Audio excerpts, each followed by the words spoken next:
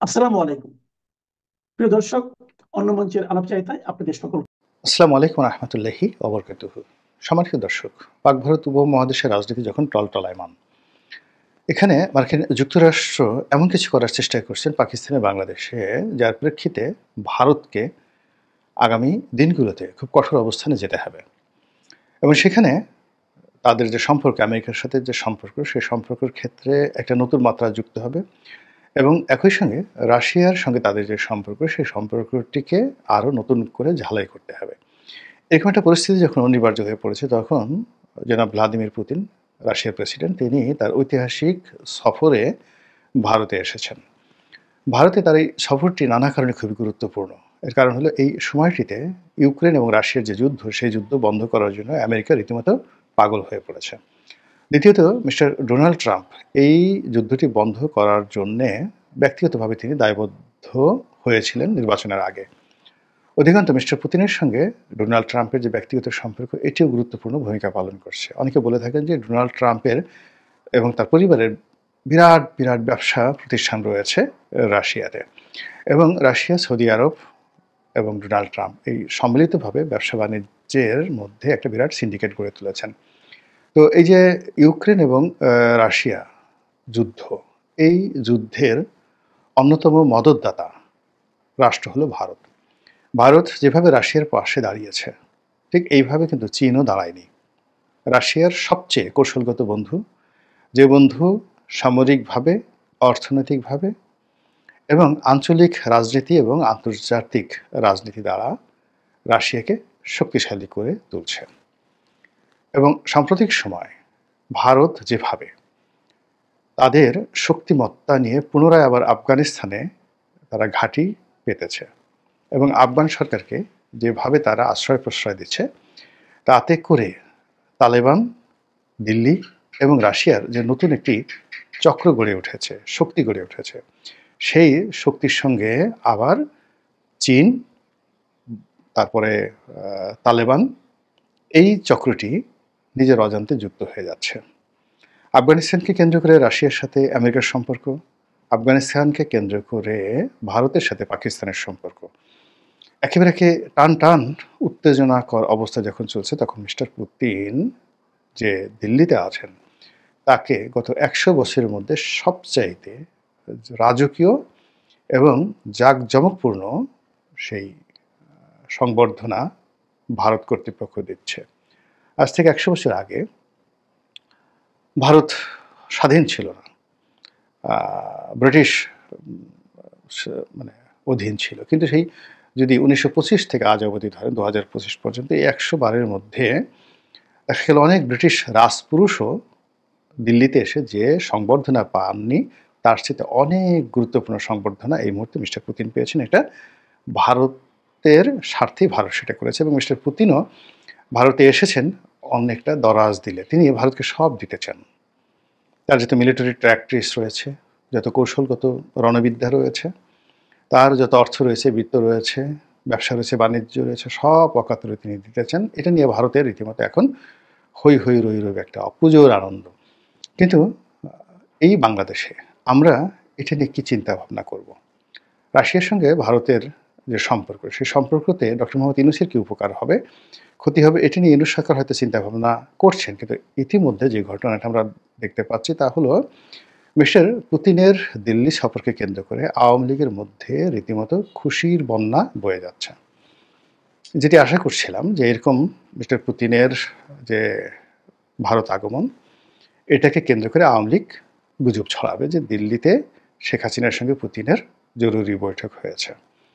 এখন সেই বৈঠক শেখ হাসিনার বাড়িতে হতে পারে, অথবা শেখ হাসিনাকে নিয়ে সেই ভারতীয় কর্তৃপক্ষ পুতিনের সঙ্গে তার বৈঠক করাতে পারেন কোনো রাষ্ট্রীয় অতিথি ভবনে, অথবা তিনি যে হোটেলে আছেন, অশোকা মৌর্য হোটেল, সেখানকার প্রেসিডেন্সিয়াল প্যালেসে হতে পারে। এটা মানে গুজবও হতে পারে, বাস্তবও হতে পারে। কিন্তু এই সকল চিন্তা যখন আমি করছিলাম, তখন দেখা গেল যে আওয়ামী লীগের যারা বট বাহিনী রয়েছেন, বা আওয়ামী লীগের যারা প্রচার প্রোপাগান্ডার দায়িত্বে নিয়োজিত, তারা শেখ হাসিনার এবং মিস্টার পুতিনের একটি ছবি হোটেল রুমে বসে আছেন, সেই চেয়ারে এবং খুব কৌশলে, মানে ওটা যে ভারতের একটা হোটেল এবং ওই চেয়ারগুলো যে যিনি মিস্টার পুতিন যে হোটেল আছেন সেই হোটেলের এটাকে যথাসম্ভব যুক্তিযুক্ত করার জন্য মানে বা এটাকে একেবারে সম্ভাব্য সত্য হিসেবে প্রমাণিত করার জন্য পুরো রুমের যে ডেকোরেশন, তাদের বসার ভঙ্গি, শেখ হাসিনার যে শাড়ির যে ভাঁজ এবং যতটা দূর থেকে ছবিটা তোলা হয়েছে সেখানে তার মুখের যে অভিব্যক্তি সব কিছু দেখে মনে হচ্ছে যে সত্যি সত্যি মিস্টার পুতিন এবং শেখ হাসিনা সাক্ষাৎ করেছেন। তো এখানে বাংলাদেশের সঙ্গে রাশিয়ার যে এই মুহূর্তের সম্পর্ক, সেই সম্পর্কটি রাষ্ট্রীয় পর্যায়ে হলেও ব্যক্তিগত পর্যায়ে এই সরকার কতগুলো ক্ষত সৃষ্টি করেছেন, যার কারণে রাশিয়া আওয়ামী লীগকে ভুলতে পারছে না। আপনারা জানেন যে বাংলাদেশে রাশিয়ার সবচেয়ে বড় একটি বিনিয়োগ রয়েছে, রূপপুর পারমাণবিক বিদ্যুৎ কেন্দ্র, যেখানে 3টি পদ্মা সেতুর সমপরিমাণ অর্থ বিনিয়োগ করা হয়েছে এবং এর পুরোটাই 90% বিনিয়োগ করেছে রাশিয়ান সরকার। তো বাংলাদেশ সরকারের সঙ্গে রাশিয়ান সরকারের এটা সরকার টু সরকার এটা একটা চুক্তি হয়েছে। এখন বাংলাদেশে যারা শেখ হাসিনা বিরোধী লোকজন, তারা শেখ হাসিনাকে ছোট করতে গিয়ে যেটি বলার চেষ্টা করছেন যে এই রূপপুর পারমাণবিক বিদ্যুৎ কেন্দ্রে পুকুর চুরি হয়েছে, এখানে 60,000 কোটি টাকা যদি প্রকল্প ভ্যালু হয় 90,000 কোটি টাকা, মানে এখানে 1,20,000 বা 10,000 কোটি টাকার মতো হবে, যেখানে 90% রাশিয়া দিয়েছে। তো 90% রাশিয়া যদি দিয়ে থাকে, ধরুন সেই 90 লক্ষ, মানে এটা টাকার হিসাবে আমি কি বলবো যে 90,000 কোটি টাকা বা 1,10,000 কোটি টাকার মধ্যে 90% ধরুন 1 লক্ষ কোটি টাকা, কথার কথা ধরে নিলাম 1 লক্ষ কোটি টাকাই আমরা ধরি। তো 1 লক্ষ কোটি টাকা রাশিয়ান গভর্নমেন্ট এখানে বিনিয়োগ করেছে। যারা অভিযোগ করছে তাদের বক্তব্য হলো যে এই 1 লক্ষ কোটি টাকা রাশিয়ান মানি, এখান থেকে 60,000 কোটি টাকা 60,000 কোটি টাকা তারা ঘুষ দিয়েছে শেখ হাসিনার পরিবারকে, টিউলিপ সিদ্দিকীকে, তারপরে টিউলিপ সিদ্দিকের চাচা তারেক সিদ্দিকীকে, তারেক সিদ্দিকের স্ত্রীকে। তো এই পুরো শেখ পরিবার এখানে 60,000 কোটি টাকা ঘুষ খেয়েছে। রাশিয়ান সরকার যদি শেখ হাসিনার পরিবারকে 60,000 কোটি টাকা ঘুষ দেন, তাহলে তো তারাও আরও 60,000 কোটি টাকা ঘুষ খেয়েছে।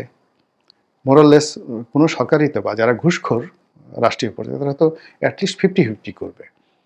তো শেখ হাসিনাকে যদি 60,000 কোটি টাকা দেওয়া হয়ে থাকে বা টিউলিপ সিদ্দিকীকে যদি 60,000 কোটি টাকা দেওয়া হয়ে থাকে, তাহলে তো রাশিয়ান সরকারের যারা লোকজন রয়েছেন, রাষ্ট্রের যারা লোকজন রয়েছেন, তারা আরও 60,000 কোটি টাকা এখানে তারা চুরি করেছেন। তাহলে 60,000 1,20,000 কোটি টাকা যদি এখানে চুরি হয়ে থাকে, পুকুর চুরি হয়ে থাকে, তাহলে প্রকল্প মূল্য 1,10,000 কোটি টাকা হলে, বা রাশিয়ার টাকা যদি মাত্র 1 লক্ষ কোটি বা 90,000 কোটি টাকা হয়, তাহলে বাকি টাকাগুলো মানে কি হলো? এখানে তো শূন্য, মানে কোনো বিনিয়োগই হওয়ার কথা না, একটি টাকাও বিনিয়োগ হওয়ার কথা না। তাহলে রূপপুর পারমাণবিক কেন্দ্র এটা যে প্রতিষ্ঠিত হয়ে গেছে, অলমোস্ট 90% কাজ এখানে শেষ হয়ে গেছে, এই টাকা আসলো কোত্থেকে? এটি নিয়ে একটা বিরাট প্রশ্ন। 2 নম্বর হলো যে যখন রাষ্ট্র, মানে স্টেট টু স্টেট একটি চুক্তি হয়, বাইরে কোনো পক্ষ থাকে না, তো সেখানে তৃতীয় কোনো পক্ষ, সেটা ববি হোক কিংবা সেটা টিউলিপ হোক বা অন্য যে কোনো ব্যক্তি হোক, সেই পক্ষ এখানে ঘুষের মধ্যে জড়াতে পারে কিনা। আমাদের দেশে অনেক রাষ্ট্র কর্তৃক যে সকল চুক্তি হয় স্টেট টু স্টেট, তো সেখানে আমরা ধরে নেই যে রাষ্ট্র কর্তৃক যে চুক্তিগুলো হয় সেখানে সরাসরি আসলে ঘুষ লেনদেন হয় না।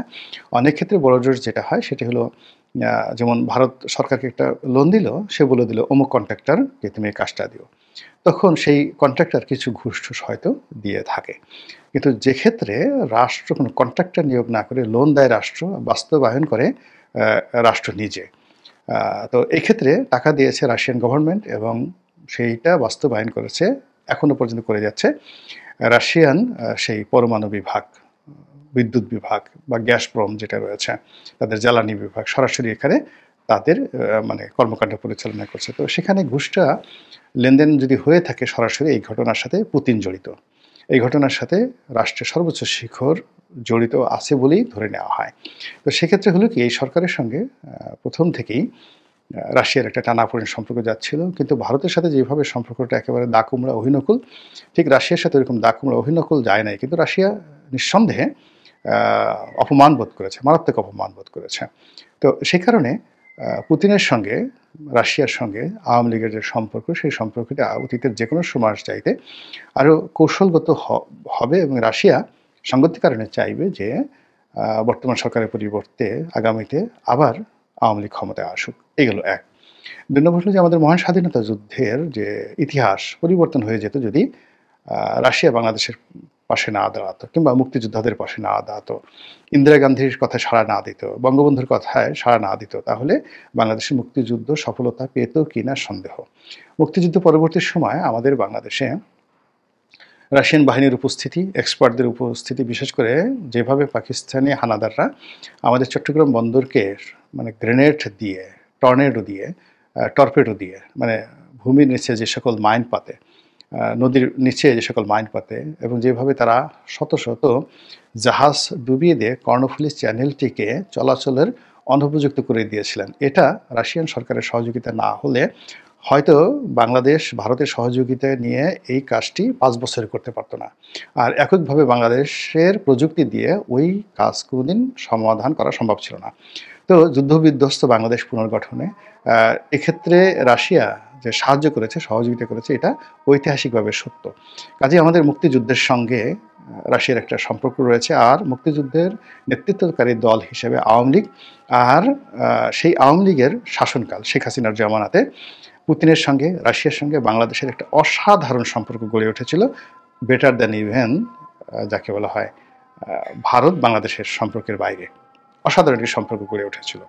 তো সেই সম্পর্কটি কথা বলবে, কাজ করবে, এবং সেই সম্পর্কটিকে পুঁজি করে উভয় রাষ্ট্র চেষ্টা করবে তাদের ফায়দা আদায় করার জন্য, এবং ব্যক্তি হিসেবে শেখ হাসিনা কিংবা পুতিন চাইবেন যে এই সম্পর্কের দোহাই দিয়ে কিছু একটা করার জন্য। তো সেটাই এই দিল্লি সফরের সময় আওয়ামী লীগের লোকজন প্রচার করার চেষ্টা করছে। কাজেই এটা গুজব হতে পারে, আবার সত্যও হতে পারে, কিংবা ধরুন একেবারে তাদের একেবারে সাক্ষাৎ হয়নি, 100% গুজব, কিন্তু যে প্রেক্ষাপট তৈরি হয়েছিল মিস্টার পুতিনের সঙ্গে, এবং যে প্রেক্ষাপট তৈরি হয়েছিল 1971 সনে আওয়ামী লীগ জামানাতে রাশিয়ার সঙ্গে বাংলাদেশের সম্পর্কের যে একটা ধারাবাহিক ইতিহাস গড়ে উঠেছিল আওয়ামী লীগের এই দুর্দিনে, মিস্টার পুতিন তাকে স্মরণ করবেন, এটাই স্বাভাবিক।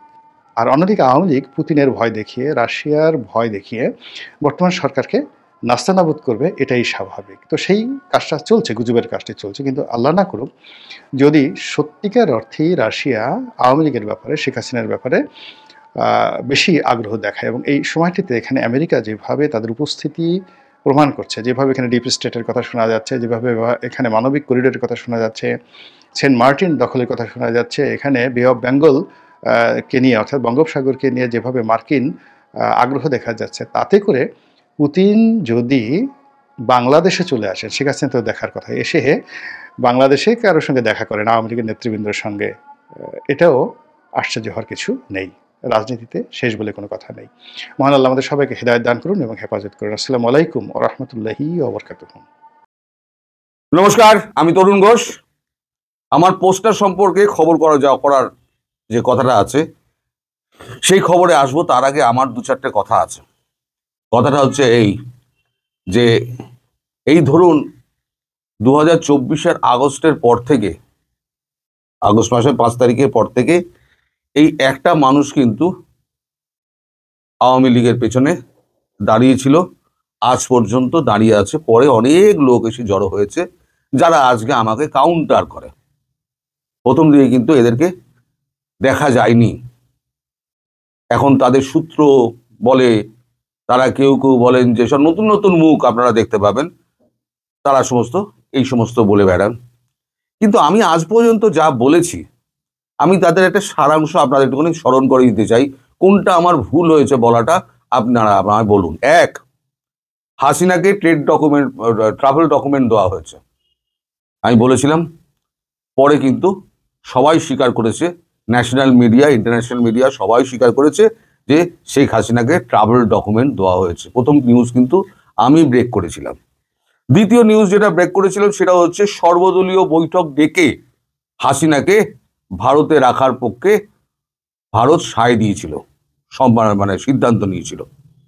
সেটাও পরে ন্যাশনাল ইন্টারন্যাশনাল মিডিয়া কিন্তু পরে স্বীকার করে। এই খবর কিন্তু প্রথম আমি দিয়েছিলাম, অন্য কেউ কিন্তু কোনো সূত্র তাদের দেয়নি। নাম্বার 3, তুলসী গ্যাবার্ডের সঙ্গে যে বৈঠক, এই বৈঠকের খবর কিন্তু এই বান্দা এই মিয়া প্রথম আপনাদের দিয়েছিল, যে তখন কিন্তু কেউ সমর্থন করেনি এবং নানা রকম গুজববাজ বলেছে, পরে কিন্তু প্রতিষ্ঠিত হয়েছে। ভিসা বন্ধ হতে পারে, আমি বলেছিলাম কোনোদিনই ভিসা বন্ধ হবে না, না খেতে পেয়ে ভারতবর্ষ মরে যাবে, আমাদের ট্রিটমেন্টের উপরে, আমাদের পর্যটনের উপরে ভিসা নির্ভর, অর্থনীতি চলে, নানান কথা আমায় শুনতে হয়েছে। আলটিমেটলি ভিসা বন্ধ হয়ে গেছে। আচ্ছা, ট্রান্সশিপমেন্ট যে বন্ধ হতে পারে সে খবর কিন্তু আমি আগাম বলেছিলাম, নিউজ ব্রেক করেছিলাম, ট্রান্সশিপমেন্ট বন্ধ হতে পারে। আলটিমেটলি ট্রান্সশিপমেন্ট একে একে সমস্ত বিভিন্ন স্তরে স্তরে বন্ধ করা হলো। আমি বলেছিলাম পাকিস্তানকে আক্রমণ করা হবে, পাকিস্তানকে মেরে কোমর ভেঙে দেওয়া হবে।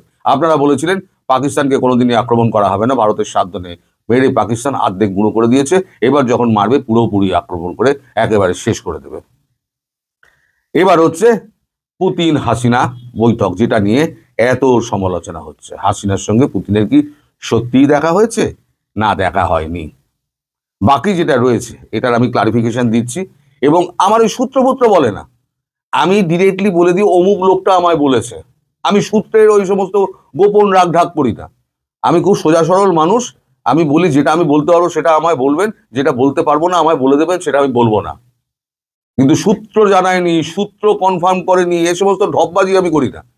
আজ এগুলো বলার প্রয়োজন হয়েছে, কারণ এগুলো না বললে পরে আপনাদের স্মৃতিটা উস্কাতো না। মনে হচ্ছে আমি যেগুলো বললাম পরপর সব কটা মিলিয়ে দেখুন। এবার হচ্ছে বাংলাদেশ আক্রমণ, সেটা শুধু সময়ের অপেক্ষা। এবার আমি মাঝে মাঝে একটা কথা বলি, আপনাদের দেশে না একজনকে আমার খুব পছন্দ হয়, যিনি বিদেশের কূটনীতি, বৈদেশিক কূটনীতিটা বোঝেন, রাজনীতিটা বোঝেন। আপনারা তাকে যতই গাল মন্দ করুন, তার সঙ্গে আমার চেনা নেই, পরিচয় নেই, কিছু নেই। তিনি একটা খবর কিন্তু করেছেন যে এটা সত্যি কি মিথ্যে, তো অন্য টাইটেল দিয়ে করেছেন। তিনি হচ্ছেন গোলাম মাওলা রনি, তিনি কিন্তু করেছেন, এবং তার খবরের কিন্তু ভিত্তি আছে। উনি কিন্তু এটাকে অস্বীকারও করেননি, আবার স্বীকারও করেননি। অস্বীকার কিন্তু কেউ করছে না, কিন্তু বলছে আমাদের সূত্র জানায়নি। যখন সূত্র জানাবে তখন সবাই যখন বলতে লেগে তখন বলবে আমার সূত্র জানায়নি। আজকে আমি যেটা বলছি সেটা হচ্ছে আমাদের বিদেশ সচিব বিক্রম মিস্ত্রির সঙ্গে আমার বহুদিনের আলাপ।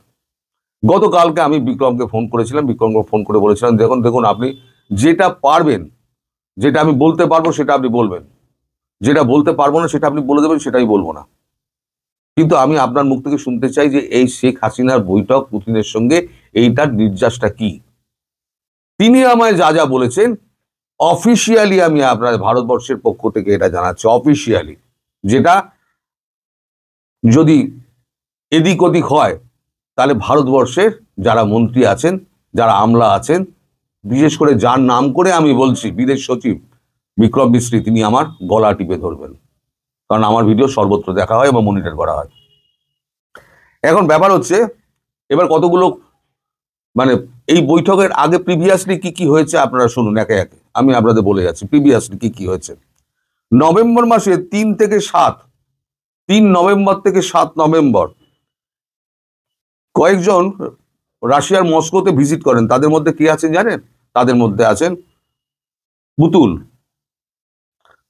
সাইমা ওয়াজেদ পুতুল, মোহাম্মদ আরাফাত তার সঙ্গে গেছিলেন, আর গেছিলেন 3 জন ইন্ডিয়ান ডিপ্লোম্যাট, আর একজন সাংবাদিক গেছিলেন, তার নাম হচ্ছে তপন আনন্দ। এনারা মস্কোতে গিয়ে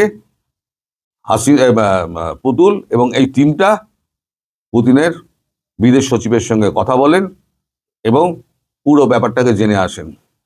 এইবার পুতিন এসছেন কবে? 4 তারিখে। এবার আসুন 2 তারিখের ঘটনা।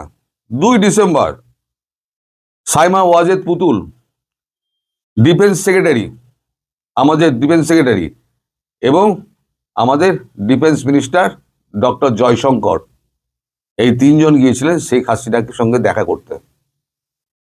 এই জন্য দেখা করতে, তাকে ব্রিফ করতে যে পুতুল যেটা ওখান থেকে শুনে এসছে, আর জয়শঙ্করজি যেটা জানেন যে কি ব্যাপারে কথা হতে পারে, কারণ আমাদের ব্যাকডোর চ্যানেলে অনেক কথাই হয়, এগুলো আমরা জানি। মানে জয়শঙ্করজির কথা বলছি, তারা বলেন এটা আমরা জানি। তারা পুরোটা ব্রিফ করে দেন যে এই ব্যাপারে কথা হতে পারে, আপনি এর মতো মতো করে তৈরি করে রাখুন। যেটা হয় সাধারণতভাবে হয়, মানে যারা রাষ্ট্রনেতা থাকে তাদেরকে আগে থেকে ব্রিফ করে দেওয়া হয় যে এই বলতে হবে, এই ব্যাপারে আলোচনা আছে, মিনিস্ট্রিকে দেওয়া হয়, সেই মিনিস্ট্রির উপরে তিনি কথা বলবেন। এগুলো প্রধানমন্ত্রী শেখ হাসিনা ভালো মতো জানেন, ফলে তার পক্ষে অসুবিধাজনক কিছু নেই। এখন এই যে আপনাদের কথাটা কি হলো, মেইনলি কথা যেটা হয়েছে সেটা হচ্ছে বাংলাদেশের সুরক্ষা এবং অর্থনৈতিক, বাংলাদেশে নিয়োজিত তার রাশিয়ান অর্থনৈতিক সুরক্ষা, বিশেষ করে রূপপুর পরমাণু কেন্দ্র। রূপপুর পরমাণু কেন্দ্রের 90%, যেটা গোলাম মাওলা রনি যেটা আন্দাজ করে বলেছেন, আমি সেটাই বলছি, যেটা আলোচনার মধ্যে এটা ছিল। তাই আমি বলি, এই লোকটাকে আপনারা যতই গালাগাল করেন, আমি কিন্তু লোকটাকে ভালোবাসি, লোকটা কিন্তু বিদ্বান। আর যাই হোক, লোকটা কিন্তু বুদ্ধিমান এবং বিবেচক মানুষ। যাই হোক, আমি তার খ্যাতি করতে বসিনি, কারণ তাকে আমি চিনি না, তার সঙ্গে আমার কোনো যোগাযোগ নেই। কিন্তু আমি উপমা দিচ্ছি, বোঝেন যিনি, তিনি কিন্তু বোঝেন, ওই ফালতু ফাঁকা আওয়াজ মারেন না। তো রূপপুর পরমাণু কেন্দ্রের 90% যে কাজটা হয়েছে, বাকি যে 10% কাজটা বাকি আছে, সেই 10% কাজটা যতক্ষণ না শেষ হচ্ছে ততক্ষণ পর্যন্ত রাশিয়া তার টাকাটা তুলতে পারছে না। ধরুন একটা ব্যবসায়ী টাকাটা ঢেলেছে, টাকাটা তো তুলবে, এ তোলার মতো অবস্থায় নেই। আর নতুন করে ওখানে যে করবে, যতক্ষণ না পর্যন্ত ওখান থেকে বিজ্ঞানী আসছে, টেকনিশিয়ান আসছে, ভারত থেকে যাচ্ছে, ততক্ষণ পর্যন্ত এগুলো হবে না। ফলে রূপপুর পরমাণু কেন্দ্র, ওটাকে চালু করতে গেলে এবং ওটাকে শেষ করতে গেলে এবং চালু করতে গেলে যে সময়টার দরকার, সে সময় একটা সুস্থির আইন শৃঙ্খলা, একটা সুস্থির সরকার দরকার। ফলে সুস্থির সরকার গড়ার পক্ষে যা দরকার সেটা রাশিয়া নিজে মাঠে থেকে করবে। মাঠে থেকে করবে মানে বুঝে নিন, মাঠে থেকে করবে, এর বেশি আমি কিছু বলবো না। কারণ স্ট্র্যাটেজিক্যাল ব্যাপার আমি কিছু বলবো না, এটা আমি কথা দিয়েছি, আমি বলবো না। মাঠে থেকে করবে। এবার তার অর্থ কি হতে পারে আপনারা বুঝে নিন। আচ্ছা,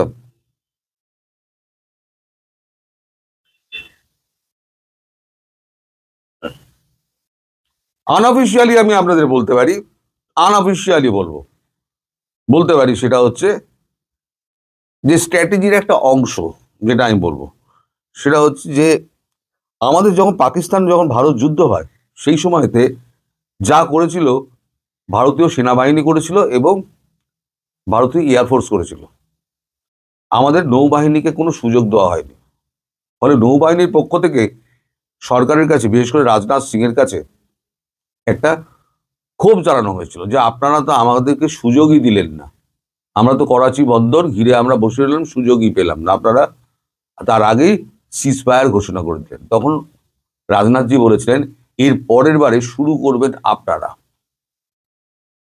রাশিয়া কি করছে, রাশিয়া বঙ্গোপসাগরে এন্ট্রি চাইছিল, এন্ট্রিটা এতদিন পায়নি। তার কারণ 1971 সালের পর যে মার্কিন এবং রাশিয়ার সঙ্গে বা ইউএসএসআর সঙ্গে যে চুক্তিটা হয়, সেই চুক্তি অনুযায়ী তারা কেউ বঙ্গোপসাগরে জাহাজ ভেড়াবে না, এই চুক্তিটা ছিল। মাঝে রাশিয়া একটা যুদ্ধ জাহাজ এসেছিল, সেটা সৌহার্দ্য বিনিময় করার জন্য ওই করে এসছিল। সেটা মার্কিন জাহাজও রণতরী আসে মাঝে মাঝে, এসে মহড়া দেওয়ার নাম করে এখানে ঢোকে।